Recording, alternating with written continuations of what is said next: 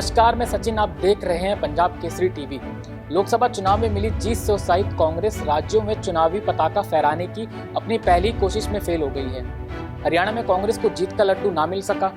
राज्यों में सत्ता विरोधी सुरों के बीच अनुकूल माने जा रहे माहौल के बावजूद लचर राजनीति के कारण हरियाणा तो कांग्रेस के हाथ से फिसला ही है, इसका असर पार्टी की गठबंधन राजनीति पर भी होना शुरू हो गया है। चुनाव परिणाम से पहले कांग्रेस हरियाणा में अपनी बम्पर जीत को तय मानकर चल रही थी, मगर जारी नतीजों ने कांग्रेस की उम्मीदों पर पानी फेर दिया।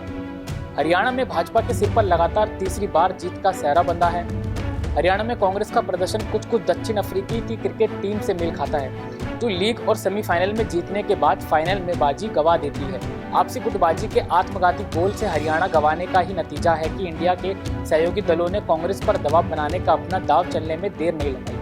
अब कांग्रेस को मिली हार के बाद इंडिया गठबंधन बिखरता जा रहा है। हरियाणा में कांग्रेस के आत्मविश्वास ने कांग्रेस को हरियाणा में अहंकारी बना दिया था।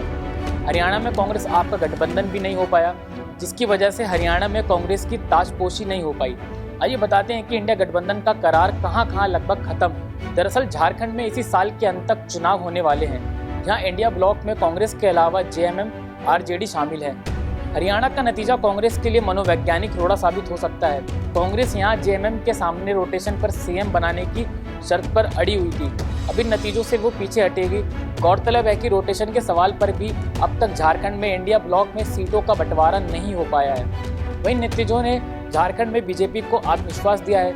झारखंड में वापसी की राह देख रही बीजेपी को आजसू के साथ सीटों का बंटवारा करना है। ऐसे में नतीजों के बाद बीजेपी ज्यादा से ज्यादा तोलमोल करने की स्थिति में होगी। हरियाणा की जीत से प्रदेश अध्यक्ष ने दावा किया कि झारखंड में भी बीजेपी भारी बहुमत के साथ सरकार बनाएगी। वहीं दूसरी ओर साल 2025 के फरवरी में दिल्ली में भी विधानसभा चुनाव होने हैं। लोकसभा 2024 का चुनाव कांग्रेस और आम आदमी पार्टी ने मिलकर लड़ा था, लेकिन यहाँ के चुनाव में इन दोनों पार्टियों में से किसी को भी एक भी सीट पर जीत नहीं मिली थी।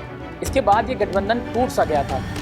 अब हरियाणा में कांग्रेस की हार से आम आदमी पार्टी के फिसड्डी प्रदर्शन के बाद दिल्ली में गठबंधन की आस भी शून्य हो गई है। अखिलेश ने भी किए कांग्रेस के लिए दरवाजे बंद। अगर उत्तर प्रदेश की बात करें तो अखिलेश यादव ने विधानसभा उपचुनाव के लिए मंझवा और फूलपुर सीट पर अपने प्रत्याशियों का ऐलान करके कांग्रेस को एक तरीके से ठेंगा दिखा दिया है। अखिलेश का ये कदम कांग्रेस के हरियाणा हारते ही आया है। कांग्रेस के प्रदेश अध्यक्ष अजय राय अपने बेटे शांतनु राय के लिए मंझवा सीट चाह रहे थे, जबकि प्रयागराज से जुड़े फूलपुर सदर की सीट पर कांग्रेस पार्टी बहुत मजबूती से अपनी दावेदारी पेश कर रही थी।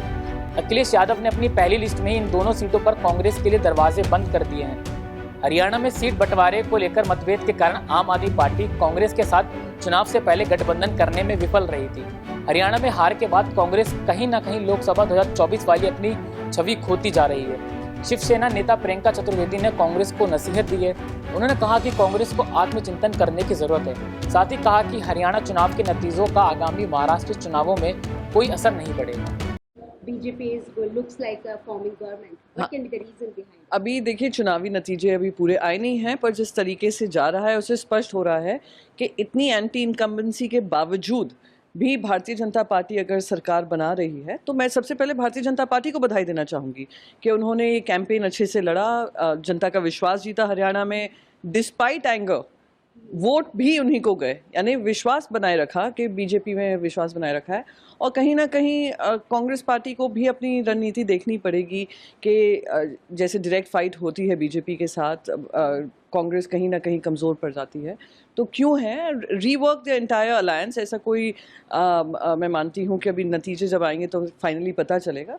बट अगर जीतते हैं तो उनको बधाई के पात्र भी बनते हैं कि despite anti incumbency they have done well.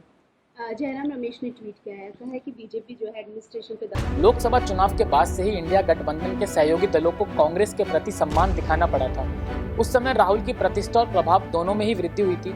ऐसा इसलिए क्योंकि राहुल न सिर्फ बीजेपी को 272 से नीचे रोकने में कामयाब हुए थे, बल्कि पीएम मोदी के 400 पार के नारे को पूरी तरह से ध्वस्त कर दिया था। बहरहाल कांग्रेस एनसी गठबंधन को जम्मू कश्मीर में तो जीत मिली है, लेकिन अगर कांग्रेस का ग्राफ उठाएं तो कांग्रेस वहां 10 से नीचे ही सिमट कर रह गई। आगामी समय में महाराष्ट्र, दिल्ली और झारखंड में विधानसभा के चुनाव होने हैं। अगर कांग्रेस को चुनावों में अपनी छाप छोड़नी है तो हरियाणा की हार को भूलकर अपनी गलतियों को सुधारना होगा।